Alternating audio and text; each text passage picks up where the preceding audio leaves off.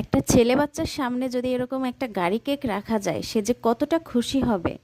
আর এই গাড়ি কেক বানানোর জন্য কিন্তু আমরা রাউন্ড কেকটাকে কাজে লাগাতে পারি। রাউন্ড কেক থেকে সুন্দর করে কেটে গাড়ি কেকের শেপ দেওয়া যায়। এখানে এই যে আমি যে কেকটা বানাচ্ছি এটাও কিন্তু রাউন্ড শেপের কেক ছিল।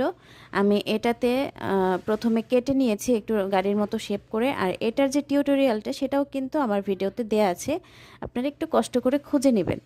তো এখানে আমি ক্রিম দেওয়ার পর একটু একটু করে অল্প অল্প করে ক্রিম দিয়েছি, যেহেতু আমার এই কেকটা কিন্তু উঁচু হবে অনেক।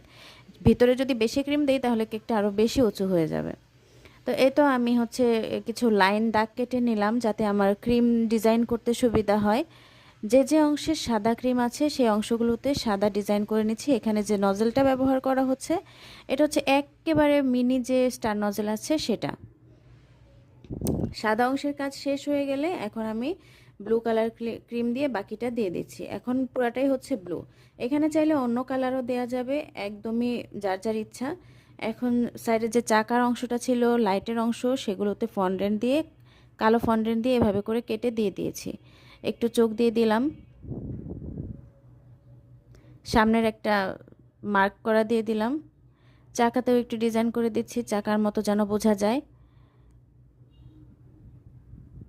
এই তো গাড়ির কেকটা কিন্তু শেষ হয়ে গেছে।